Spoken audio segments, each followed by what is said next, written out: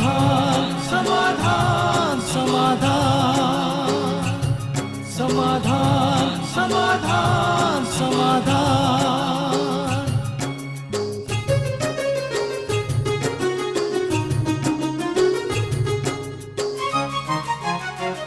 समस्या से उभरना अगर चाहे इंसान, स्वयं के संग सर्व का वो दिल से करे सम्मान। कहता है ये समाधान समाधान समाधान। समस्या से उभरना अगर चाहे इंसान, स्वयं के संग सर्व का वो दिल से करे सम्मान। कहता है ये समाधान समाधान समाधान समाधान समाधान समाधान।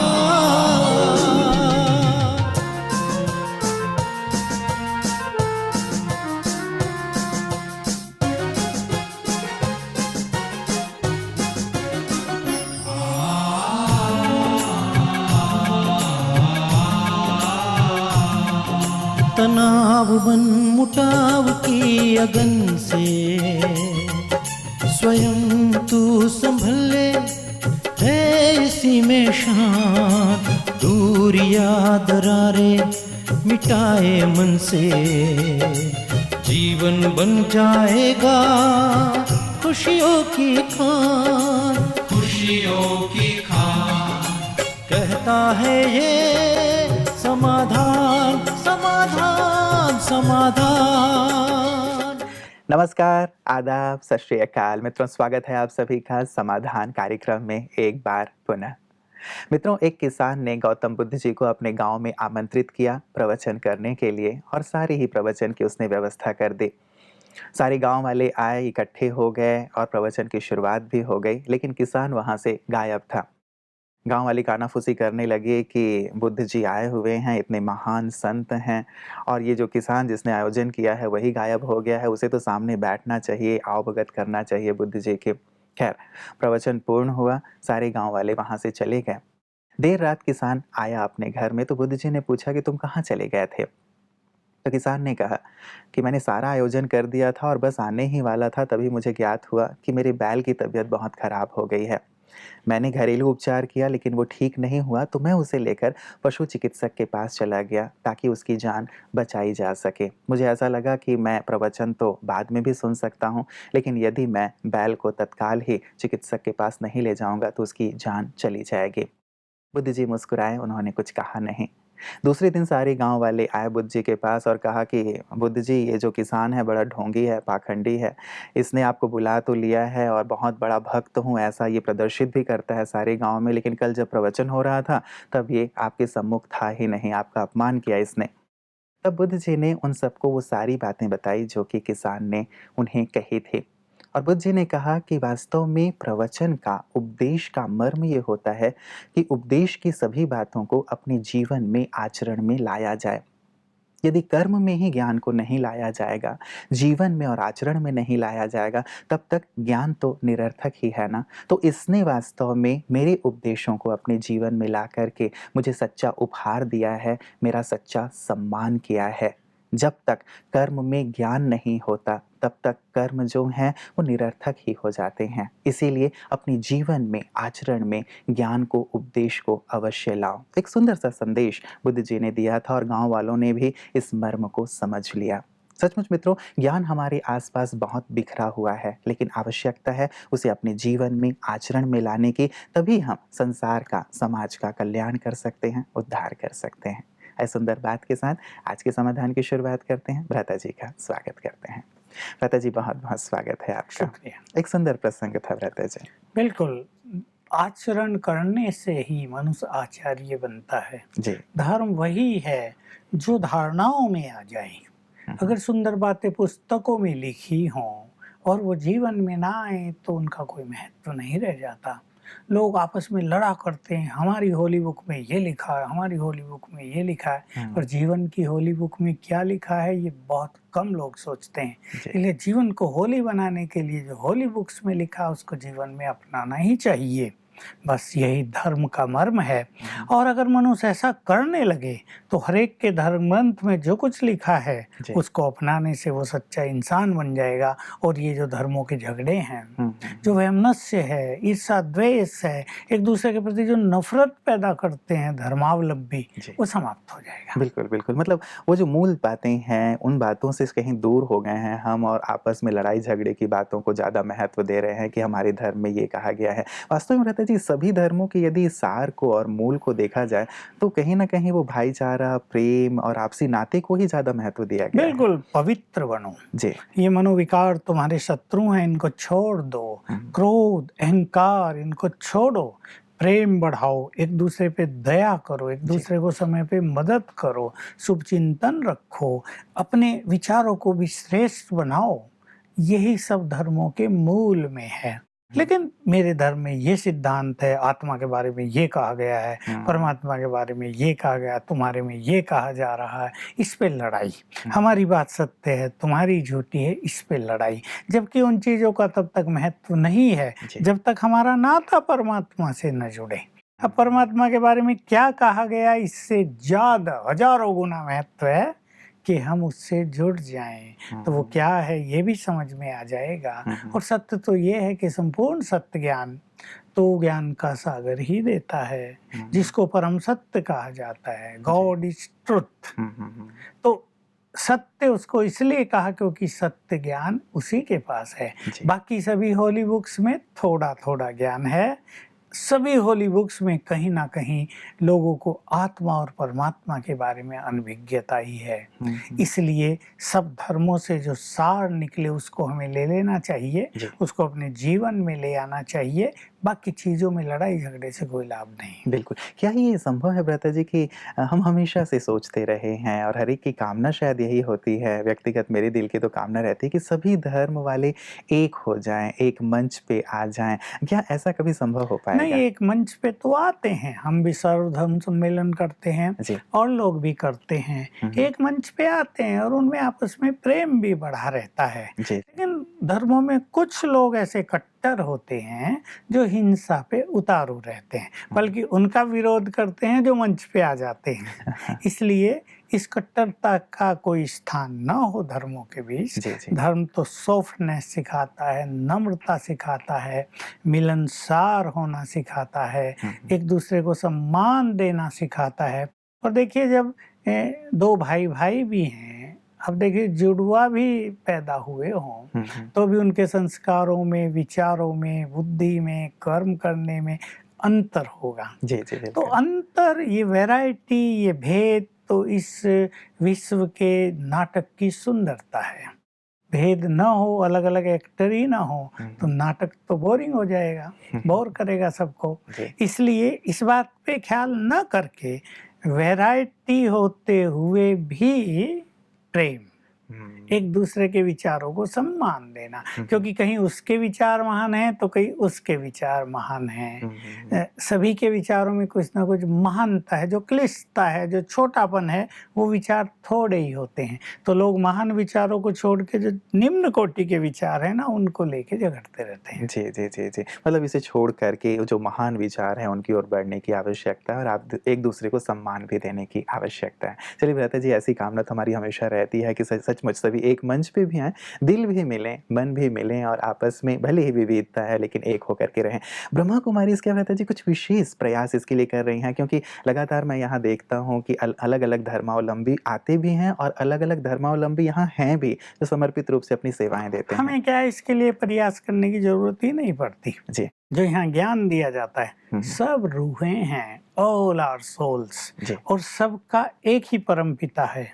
तो उसकी संतान होने के नाते ये संसार एक विशाल परिवार है।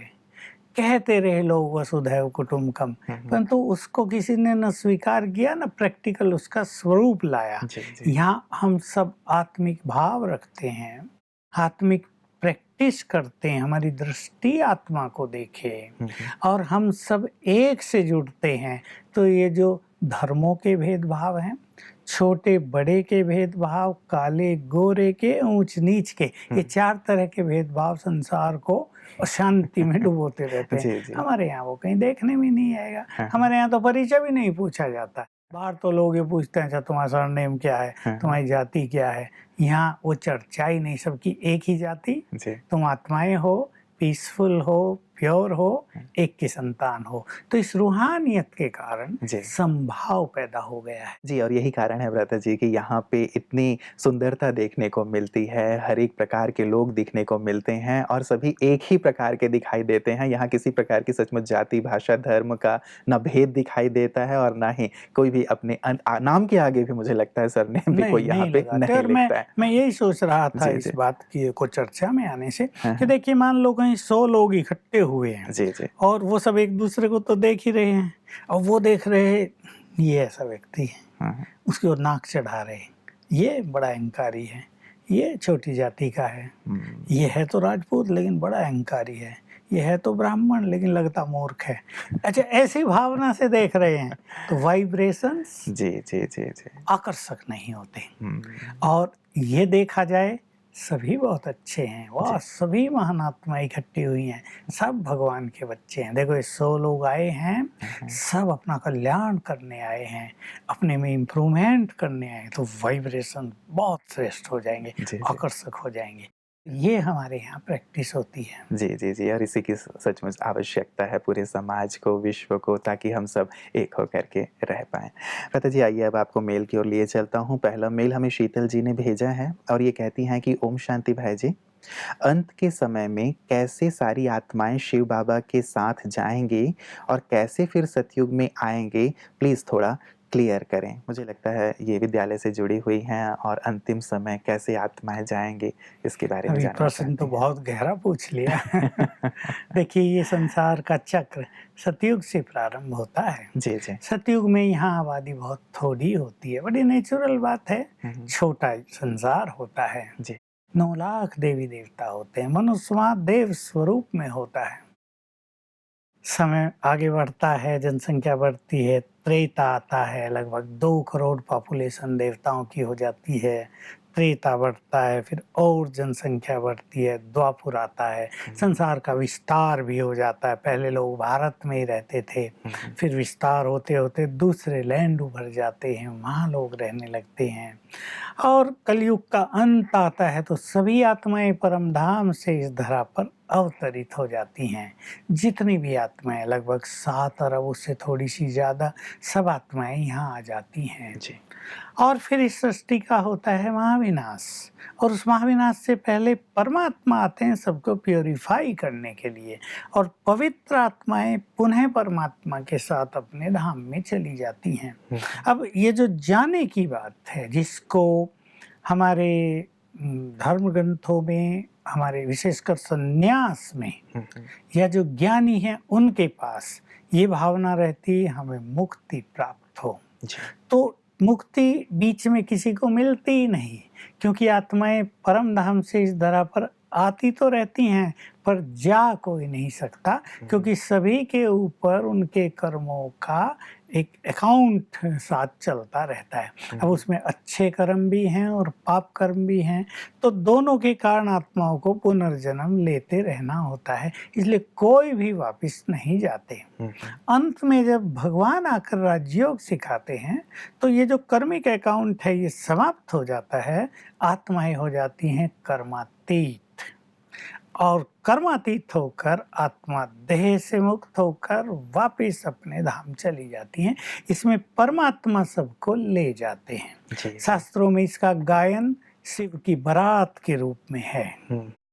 शिव की बारात जिसमें लंगड़े ये लूले सब चले। थे, सब जो भी आत्माएं हैं, पाप हो या पुण्य आत्मा हो, लंगड़े लूले, अंधे बहरे, सब सब आत्माएं देह छोड़ के वापिस शिव परमात्मा के साथ अपने धाम में चली जाती हैं। अब सतयुग में जब आने का समय होता है, पुनः ये चक्र चालू होगा, बीच में थोड़ा सा ही समय बचेगा और ये चक्र तो चलता ही रहेगा। वैक्यूम कभी नहीं होता कि यहाँ कोई न हो या वहाँ कोई न हो। ये बहुत अच्छा रहस्य शिव बाबा ने बताया कि जब अंतिम आत्मा परम धाम से नीचे उतरती है तो पहली आत्मा पहुंच जाती है। जी। बस उसका नीचे, उसका ऊपर आना जाना, फिर वो खाली नहीं होता जैसे वो स्थान। जी, जी। तो अब इस समय जब भगवान इस धरा पर आते हैं, उस समय को कहा जाता है पुरुषोत्तम संगम युग। उस समय भगवान आके ज्ञान देते हैं, दिव्य कर्म करना सिखाते हैं, राजयोग से विकर्म विनाश करना सिखाते हैं, आत्माओं को पवित्र बनाते हैं। अब जो आत्माएं उनकी आज्ञा पे चल के पवित्र बनती हैं और उनसे अपना अधिकार प्राप्त कर लेती हैं, परम धाम जाने के बाद वे आत्माएं सतयुग में नीचे उतरती हैं देव स्वरूप में। तो लगभग 9 लाख शुरू में आत्माएं देव स्वरूप में परम धाम से नीचे उतरती हैं। ये वो आत्माएं जिन्होंने भगवान से अपना अधिकार प्राप्त किया, जो देवत्व को प्राप्त हुए, जिन्होंने माया के को संपूर्ण रूप से जीत लिया, जो विजय रतन बन गए। बिल्कुल, बिल्कुल। बहुत ही गहन बात आपने कही भ्राता जी, और मुझे लगता है कि शीतल जी तो जुड़ी हुई होंगी विद्यालय से, लेकिन हमारी जो अन्य भाई-बहनें हैं, दर्शक हैं, उन्हें भी विद्यालय में जाके इसकी किस बहुत ही गहराई से इस ज्ञान को लेना हाँ, अवश्य बहुत चाहिए। अच्छी बात रही है। जी, जी। लोग, महात्मा बुद्ध ने भी कहा, हाँ। आवागमन का चक्र जी, इससे जी, जी। छूटना है। हुँ। मैंने एक से पूछ लिया था, आवागमन? कहाँ जाना और कहाँ से आना? हाँ।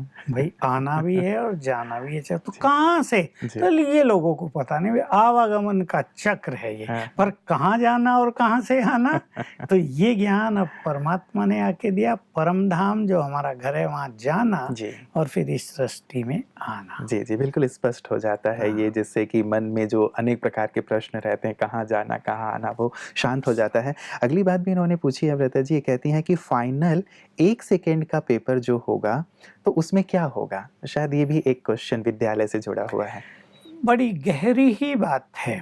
अंत में सिवाय एक निराकार परमात्मा के कुछ भी याद ना आए, ये है सर्वश्रेष्ठ गति।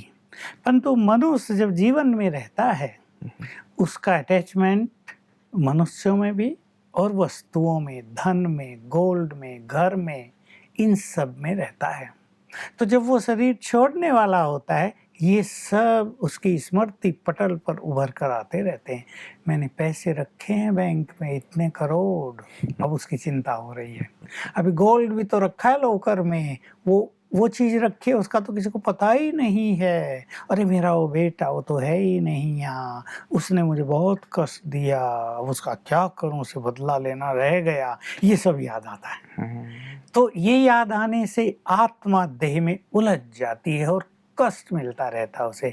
मान लो बहुत बीमार है और डॉक्टर भी कह रहे हैं भाई अब जाए, ये घर वाले भी हाथ जोड़ रहे हैं, प्रभु जी इसे उठा लो, लेकिन ये जो चक्रव्यूह उसके अंदर चल रहा है, ये उठने को तैयार नहीं है। वो न जाने देता और आत्मा कष्ट पाती रहती है शरीर जी, में। जी। तो ये जो बाबा ने, शिव बाबा ने हमें एक बहुत अच्छी बात कही है कि तुम्हारा अंतिम पेपर 1 सेकंड का होगा।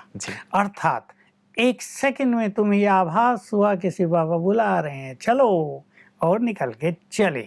लेकिन ये वही कर सकेंगे जिन्होंने लंबा काल देह से न्यारा अशरीरी होने का अभ्यास किया होगा और इस अभ्यास के द्वारा जो मोह को जीत चुके होंगे। अब उनकी बुद्धि कहीं नहीं जाएगी, उन्हें शिव बाबा ही दिखाई देगा, द सुप्रीम बीइंग, वो बुला रहा, चलना है मुझे। तो शरीर छोड़ने में भी एक परमानंद की स्थिति हो जाएगी। और यहाँ जो कुछ था, ये तो यहाँ के यूज के लिए था, यहीं बनाया था, यहीं छोड़ के जा रहे हैं, ओके हम आए तुम्हारे साथ। ये वो स्थिति है, ये पेपर। जी, जैसे भ्राता जी भक्ति में भी शायद दिखाते हैं, कई साधु संत महात्मा ऐसे हुए हैं जिन्होंने समाधि में जो बैठे और उन्होंने अपने देह का त्याग कर दिया। विवेकानंद जी के लिए भी कहते हैं कि वो समाधि में बैठे और देह का त्याग कर दिया। क्या ये भी एक सेकंड वाली ही बात है? ये 1 सेकंड वाली बात है। जिन महापुरुषों ने अपनी मनोस्थिति बहुत अच्छी बनाई। जी। देखिए, कार्य भी किया, स्वामी विवेकानंद ने बड़े-बड़े कार्य किए, लेकिन निष्काम भाव रखा, तो कार्यों में उलझे नहीं। ये भी नहीं हुआ मेरे बाद कौन काम संभालेगा, बहुत लोग हैं, ये परमात्म कार्य है, मैं नहीं हूँगा तो कोई और होगा। बहुत सारे मकान भी बनाए, आश्रम भी बनाए, उनसे भी बनाए और प्रभु अर्पण कर दिए। जी। इसलिए इन महापुरुषों की उनमें आसक्ति नहीं रही, तो ये भी एक सेकंड में वापस चले गए। जी, जी। यही अंतमति सो गति जो बात कही जाती है, शायद यही वाली बात है। बिल्कुल। जी। भ्राता जी, तीसरा ये प्रश्न करती हैं कि और अगर मतलब इसी से कनेक्टेड प्रश्न है, और अगर मेरे सामने कोई नेचुरल कैलेमिटी या कुछ और क्रिटिकल सीन आता है, तो उस टाइम में कैसे अपने रिलेटिव्स और दूसरे लोगों की मैं हेल्प कर सकती हूँ ऐसे समय पे लास्ट में? इनके प्रश्न तो बहुत गुह्य हैं और इन प्रश्नों के उत्तर सभी को जानने चाहिए, जी। क्योंकि प्राकृतिक प्रकोप आते रहे हैं और इनकी संख्या बहुत बढ़ने वाली है। क्योंकि इस धरती का प्योरिफिकेशन होगा तो नीचे का ऊपर, ऊपर का नीचे, सब कुछ हो जाएगा और मनुष्य ने प्रकृति के साथ जो खिलवाड़ की है उसका रिटर्न भी उसे प्राप्त होगा। यानी प्रकृति क्रोधित भी है, कुपित है, वो बदला भी लेगी। जी। तो प्राकृतिक प्रकोप होंगे, इसमें बहुत लंबे काल से एक तो मनुष्य को ये अभ्यास करना चाहिए, मैं आत्मा हूँ, ये देह नहीं हूँ। ये देह फिजिकल है, मैं नॉन फिजिकल हूँ, मैं इमॉर्टल हूँ, अनादि अविनाशी आत्मा हूँ, मैं तो मरती नहीं। और दूसरा, इस चीज के लिए तैयार कि मान लो धरती हिलने लगी, अब मकान भी ऐसे डोल रहे हैं या ऊंची बिल्डिंग्स नीचे गिरने लगी हैं, ऐसे में जिन्होंने लंबे काल से योग युक्त रहने का अभ्यास किया होगा वो योग युक्त हो जाएंगे और इसको एक दूसरा शब्द भी दिया जाता है, वो परमात्मा से कंबाइंड हो जाएंगे, सर्वशक्तिवान से मानो जुड़ जाएंगे और तब प्रकृति उन्हें संपूर्ण सहयोग देगी। वो और उनके आसपास जो लोग होंगे वो सुरक्षित हो जाएंगे। इसमें मैं एक छोटा सा एग्जाम्पल दूं, जो वैज्ञानिकों ने, रशिया और जापान के वैज्ञानिकों ने बहुत अच्छी रिसर्च की कि जब भूकंप होते हैं या तेज तूफान चलते हैं, जल बहुत हो जाता है, बाढ़ आ जाती है, बहुत तेज बहने लगता है पानी, तो जो होली प्लेस हैं, चर्च, मंदिर, गुरुद्वारे, मस्जिद, ये सुरक्षित रह जाते हैं। क्यों? तो वैज्ञानिकों ने बहुत अच्छा इसका परिणाम निकाला, कारण निकाले कि इन सब स्थानों से पवित्र तरंगें चारों ओर फैलती हैं। अब ये पवित्र तरंगें उस विनाश की तरंगों को रिपल्स कर देती हैं, वापस कर देती हैं। बस यही होगा, जहाँ एक महान और शक्तिशाली योगी स्थित होगा, उनसे जो प्योर और पावरफुल तरंगे निकलेंगी वो इस प्रकृति के विनाशक तरंगों को रोक देंगी। इसलिए दो अभ्यास बहुत कर लेने चाहिए इन्हें अभी से। मैं मास्टर सर्वशक्तिवान हूँ और इस संपूर्ण प्रकृति की मालिक हूँ। तीसरी चीज, इन्हें इस प्रकृति को पवित्र वाइब्रेशंस रोज देने चाहिए, 10-15 मिनट। ये प्रकृति की सबसे बड़ी सेवा है। तो जो प्रकृति की इस तरह सेवा करेंगे, विनाश काल में प्रकृति उनको सुरक्षित रखेगी, तो परिवार भी सुरक्षित रह जाएंगे, आसपास के लोग भी सुरक्षित हो जाएंगे, हम भी सुरक्षित हो जाएंगे। बिल्कुल। कई लोग इसका अर्थ ये भी लेते हैं व्रता जी कि हम अमर हो जाएंगे, अर्थात हमारी देह का नाश नहीं होगा। चलिए, एक सुरक्षित करना, सबको एक सांत्वना देना, शांति देना एक अलग बात है, लेकिन क्या हम अमर हो जाएंगे या हमारी भी देह का त्याग अंत समय में होगा? अमर तो कोई होता ही नहीं, अमर तो आत्मा है, वो तो मरेगी नहीं, लेकिन फॉर टाइम बीइंग, उस टाइम जब हाहाकार हो रहा है, तकलीफ होगी, जब वो बहुत नहीं। विनाश हो रहा है, जी, जी। तब देह सहित सुरक्षित रह जाएंगे। बाकी अपने समय पे शरीर तो सबको छोड़ना ही है। मतलब स्व इच्छा से, आनंद से और किसी भी प्रकार की तकलीफ के बिना वो देह का त्याग करेंगे। जी। भ्राता जी, एक दूसरा मेल हमारे पास आया, ये कहते हैं, सूर्य भाई जी नमस्कार, मैं आपसे पूछना चाहता हूँ कि यदि वाइफ हमारे घर के पूरे लोगों को गाली दे रही हो तो ऐसे में क्या करना चाहिए? ये बड़ी उस पर खतरनाक फूल चढ़ा देने चाहिए। आमतौर पे देखा जाता है कि पुरुष गाली देते हैं, लेकिन महिलाओं के बारे में पहली बार क्यों, सुना। आजकल तो समानता का युग है, महिलाएं पीछे क्यों रहे हैं? तो वास्तव में तब सभी को चुप हो जाना चाहिए और स्नेह की दृष्टि और एक गुड वाइब्रेशंस को देने चाहिए, ताकि वो भी रियलाइज कर सके कोई मेरे से बड़े हैं, कोई मेरे सहयोगी हैं, कोई मुझे बहुत प्यार करते हैं, मैं उनको वैसा ही रेस्पॉन्स करूं। भ्राता जी, ऐसे में जो व्यक्ति क्रोध कर रहा होता है या गाली दे रहा होता है, वो कई बार महसूस नहीं कर पाता इस चीज़ को कि भई मुझसे गलती हो रही है। क्या कुछ ऐसा किया जा सकता है कि उसे महसूसता हो? सचमुच यदि वो महसूस कर ले तो समस्या समाप्त ही हो जाएगी। उसकी महसूसता शक्ति को बढ़ाने के लिए रोज़ सवेरे 5 बजे उसे 10 मिनट कोई अच्छे वाइब्रेशंस दे और माइंड टू माइंड उससे बात करे, उसके स्वमान को जगाए, उसमें जो अच्छाइयाँ हैं उनको जगाए कि तुम बहुत अच्छी आत्मा हो। प्रेम तो तुम्हारा संस्कार है, अपने प्रेम को जागृत करो। तुम्हें एक संगठन में रहना है, तुम्हें इस परिवार को जोड़ना है, तुम्हारी वाणी तो बहुत मधुर होनी चाहिए, इसको सुखद बनाओ। ऐसे रोज करेंगे तो उसकी महसूसता शक्ति बढ़ेगी और उसमें चेंज भी आ जाएगी। जी, जी। चलिए भ्राता जी, हम कामना करते हैं कि इनके परिवार में भी खुशहाली का माहौल बने और जो श्रीमती जी हैं वो गाली देना बंद कर दें। आज के सुंदर प्रकाश के लिए आपका बहुत-बहुत शुक्रिया। मित्रों, अंततः हम वहीं पहुंच गए जहां से शुरुआत हुई थी। हम सुनते तो बहुत रहते हैं ज्ञान की बातें कि क्रोध नहीं करना चाहिए, लड़ना झगड़ना नहीं चाहिए, गाली गलौज नहीं करना चाहिए, ये अच्छी चीज़ें नहीं हैं, इससे परिवार टूटते हैं, कलह क्लेश बढ़ता है। ये सब ज्ञान हमारे पास है, लेकिन वही बात कि फिर से वो अपशब्द मुख से निकल जाते हैं, हम गुस्सा कर जाते हैं या लड़ाई झगड़े की नौबत ऐसी स्थितियाँ पैदा कर जाते हैं। ये वास्तव में इसीलिए है कि वास्तव में कर्म में ज्ञान को हमने नहीं लाया है, उस समझ को नहीं लाया है, उन अच्छी बातों को, उन अच्छी सीखों को अपने जीवन में नहीं लाया है। यदि ये सारी अच्छी बातें, अच्छे सीख राजयोग के माध्यम से हमारे जीवन में आ जाएँ, तो सचमुच परिवार भी स्वर्ग बन जाएगा और समाज भी खुशहाल हो जाएगा। तो जो चीज़ें हम सुनते हैं अच्छी बातें, ज़रूर प्रण लें कि अपने जीवन में धारण करेंगे, क्योंकि जब तक वो आचरण में नहीं आते हैं, तब तक जीवन खूबसूरत नहीं हो पाता है। इसीलिए ज्ञान को आचरण में लाएं और अपने जीवन को श्रेष्ठता की ओर ले चलें, ऐसी हमारी शुभ भावना है। कल पुनः आपसे मुलाकात होगी, तब तक अपना ख्याल रखिएगा। नमस्कार। धैर्य और दृढ़ मनोबल से कर दे तू पल भर में मुश्किलें आसान, कथनी संकरनी के पावन जल से स्वर्ग बन जाएगा सारा ये जहान, सारा ये जहान। कहता है ये समाधान समाधान।